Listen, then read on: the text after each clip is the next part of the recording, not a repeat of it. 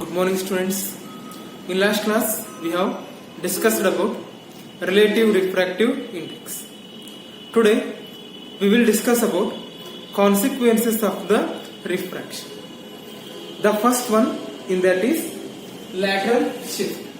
It is denoted by symbol LS. This lateral shift is observed in the parallel sided glass slab. This one. Imagine that this is parallel sided glass slab. In this case, we are observing the lateral shift. Above the glass surface there is air medium. Below the glass there is also air medium. This is made up of glass medium. Therefore, the outside mediums are the glass medium. Therefore, refractive index of the outside mediums are the air medium. The refractive index of the air medium is equal to 1. The refractive index of this glass medium is equal to 1.5. Now, you take this is air medium, this is glass medium, this is again air medium. We know that air medium is a rarer medium compared to glass. Here, glass medium is taken as a denser medium. The refractive index of glass is 1.5 and the refractive index of the air is 1. Now, from basic theory of refraction, what we know, whenever the ray of light is going from rarer medium to denser medium, the refracted ray is bending towards the normal. Whenever the same ray of light is going from denser medium to rarer medium, then the ray of light is going away from the normal. This is the basic theory. Now, what I am doing, I am incidenting one light ray PQ on the glass surface. If this glass medium is not present, the ray will be moving like this. It will travel this path. If we extend it, it is producing the ray. This ray is called incident ray extended. We have extended the incident ray. Therefore, it is called incident ray extended. Now, when it come to, you take this is AB, CD. When it come to AB surface, rarer to denser medium, then the ray of light will be bending. Is it clear? It is bending towards the normal. Initially, I be the angle of incidence, R be the angle of refraction. Here refraction is less because it is bending towards the normal, because it is moving from rarer medium to denser medium. And this ray is continuing in the parallel sided glass slab. It is moving inside the glass slab. It is again incidenting on the second surface CD. In the CD surface, it is denser medium, outside is rarer medium. Again, denser to rarer, it is bent away from the normal. It is again bending to away from the normal. Finally, this is the emergent ray. Emergent ray means the ray which is coming finally outside from the glass slab. Therefore, this ray is emergent ray. After refraction, this is emergent ray, final ray. If the glass slab is not present, the ray would be traveling this far. Due to presence of the glass slab, due to presence of the other medium, the ray is shifted to this direction. This to this. Horizontally, it is shifting. Therefore, or laterally, it is shifting. This phenomena is called lateral shift. Is it clear? Now, what is the meaning of lateral shift? When the ray of light is moving through the glass slab, the emergent ray is shifted along the horizontal direction, or it is shifted laterally compared to incident ray extended. This distance is called lateral shift. Incident ray extended and the emergent distance between these two rays are called lateral shift. This is one more very important question. Now how you define lateral shift? It is the perpendicular distance between the incident ray extended and the emergent ray. In the case of parallel glass slab, this slab, it is undergoing multiple refraction. After refracting, this is the ray. In this case, we are obtaining the lateral shift. Is it clear? Now, the lateral shift formula is given by T divided by cos R into sin of I minus R. What is T? T is the thickness of the glass slab. This much thickness. This is the thickness of the glass slab. What is I? I is angle of incident. What is R? Angle of refraction. By knowing angle of incident, angle of refraction, by knowing the thickness, we can calculate the lateral shift in the case of parallel sided glass slab. This is the formula. Now, here we are seeing some special cases. If angle of incident is equal to 0 degree, like this, imagine that this is glass slab, this is norm, this is your norm. You are incidenting the ray along the normal. I is equal to 0 degree. I is equal to 0 degree means normal incident. Means you are incidenting the ray along the normal. Then there is no refraction. From Snell's law, n equal to sin I by sin R. Sin R is equal to what? Sin I divided by n. If sin I is equal to 0, then sin R also equal to 0. Therefore, if I equal to 0, R equal to 0. What is first case? First case, if angle of incidence is equal to 0 degree, angle of refraction is also equal to 0 degree. You put these values here. Sin I 0 minus 0 here. 0 degree minus 0 degree is again 0 degree. Sin 0 degree 0. Therefore, entire lateral shift is equal to 0. There is no lateral shift is observed. The ray is simply passing like this. Middle, it is simply passing. Therefore, in this case, lateral shift is equal to 0. Is it clear? When I is equal to 0, then lateral shift is equal to 0. This is the first case. In second case, what I am doing, you take this is the glass slab, this is thickness T, this is norm, this is your norm. Now I am incidenting the angle of incidence is equal to 90 degree. If the ray is incidenting like this, then angle of incidence is equal to 0 degree.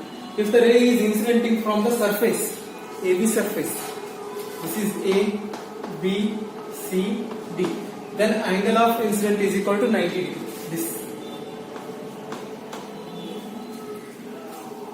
This angle of incidence is called grazing angle because angle is 90 degree.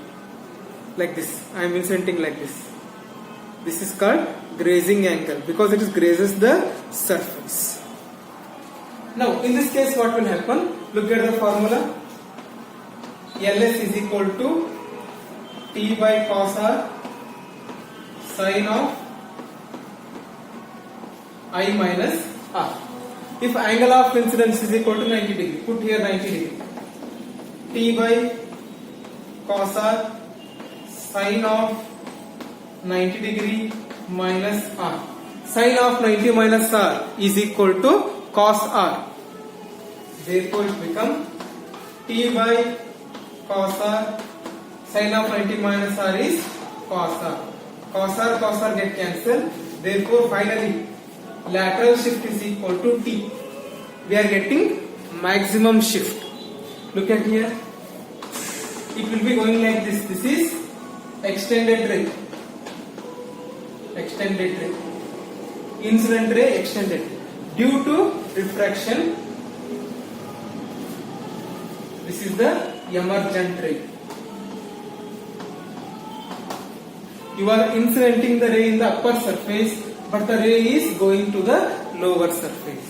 Therefore, in this case, we are getting maximum lateral shift, that is equal to thickness of the parallel sided glass slab. Is it clear? In the case of lateral shift, there is horizontal shift is there along the x-axis. Thank you. Okay. Now, the next natural consequence of the refraction is called normal shift. Normal shift. It is denoted by symbol NS. That is lateral shift. It is normal shift. Normal shift means you take one object, you place the object in the some different medium. You imagine that this is the one water medium. At the bottom you are placing one object. Now, if you look at normally to the inside of the water, that object is appear to be coming upwards, or the object is normally shifted. It is coming upward direction. It is coming along the y-axis. This phenomena is called normal shift. For example, if the fishes are swimming inside the water, if you look at the fishes normally, means perpendicularly, the fish appear to be raised. Actually, its distance from the water surface is it is at more distance, but it is coming like upward direction. It is appearing. There is some illusion is there. It appears to be coming in upward direction. This phenomena is called normal shift. The actual depth of the object where you are kept from the surface is called real depth. H is called real depth. It is the actual distance of the object which it is kept from the surface of the second medium. Now, due to normal shift phenomena, if you view from the other medium, for example, you are at the air medium, you are observing this normal shift in the water medium. You are in the air, you are looking at the water. Then the object appeared to be shifted above. Means the object image is forming above the object here. Actually, this is the object. The image appears to be here. Therefore, this distance, the surface to the image forming distance, is called apparent depth. Is it clear? Real depth and apparent depth. Real depth means the distance between the surface and the object kept. Apparent depth means it is the distance between the surface of the water medium and the image is formed. H dash is apparent depth, H is real depth. The distance between the real depth and the apparent depth. Here to here. Actually, object was here, it is appeared to be here. This distance, real depth to the apparent depth. This height is called normal shift. This much amount of height is raised by the object. The object is appeared to be raised by normal shift amount. For example, this thickness is 10 centimeter. If you look at normally from the air medium, the object is appeared to be only 4 centimeter. Then the normal shift is 10 centimeter minus 4 centimeter, that is equal to 6 centimeter. Means from the bottom the object appears to be coming upward 6 centimeter. So that if you look at it only look like 4 centimeter. This is the normal shift. Now how we define normal shift? It is the apparent shift It is the apparent shift in the position of the object. Now this is the apparent change in the position of the object in one medium and viewed along the normal from the other medium. Now what must be required to obtain the normal shift? The object must be kept at the second medium. You must be looking at the first medium. The object which it is keeping, it must be having denser medium, more refractive index compared to where you are viewing. Is it clear? Therefore, it is water medium. This is air medium. Here N1 is equal to 1, N2 is equal to N. Where N is refractive index of the denser medium, where the object is kept. In this case, we are taking water medium. Therefore, N is equal to 1.33. Therefore, the normal shift can be calculated by formula. Normal shift is equal to real depth minus apparent depth. This real depth minus apparent depth. This minus this will give this distance. Normal shift. That is equal to real depth is how much? H. Apparent depth is H dash. Therefore, normal shift is equal to real depth minus apparent depth. By measuring the real depth and the apparent depth, we can find the refractive index of the medium, of the denser medium where you are keeping the object. Therefore, the refractive index of the denser medium where the object is placed can be calculated as, it is the ratio of the real depth to the apparent depth. Is it clear? Real depth divided by apparent depth. That will give refractive index of the denser medium. That is equal to H divided by H dash. This will give information about the refractive index of the material. Now, what is the formula for the normal shift?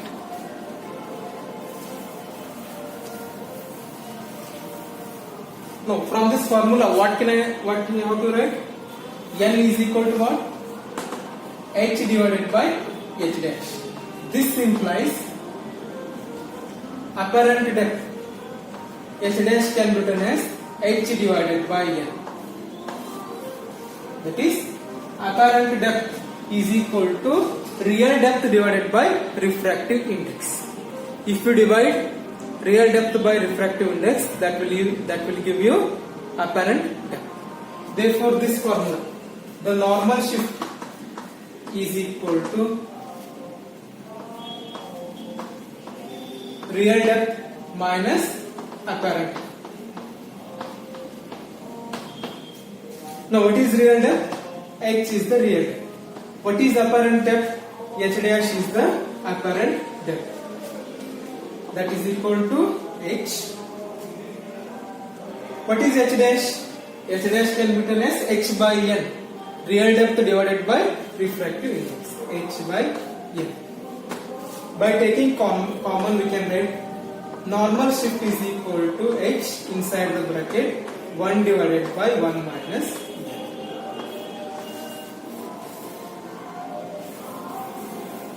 That is, normal shift is equal to H inside the bracket 1 divided by 1 minus. By using this formula, we can calculate what is the normal shift obtained by knowing the real depth. For example, your tank is 30 centimeter. Your tank is 30 centimeter. You are kept the object.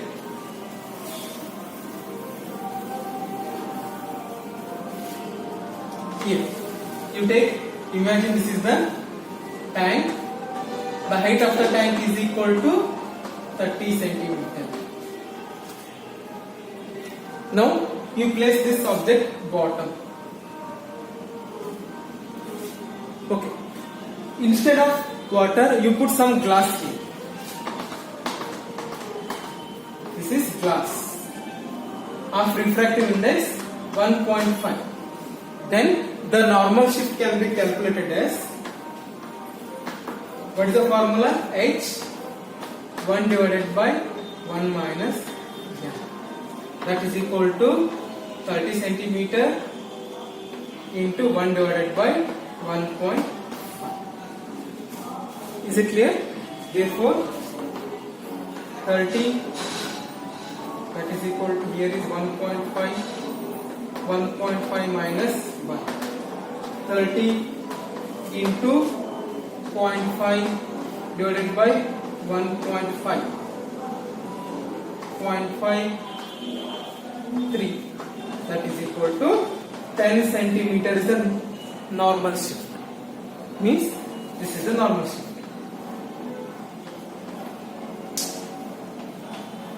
The object is going 10 centimeter above. Therefore, you are getting the image here. Therefore, the apparent depth is what? 20 centimeter. Actually, the object is kept at 30 centimeter. But due to normal shift phenomena, the object is appeared to be 20 centimeter height. Means there is 10 centimeter shift is there. This is about normal shift. These two are very important 1 mark question. Define lateral shift and define normal shift. Okay.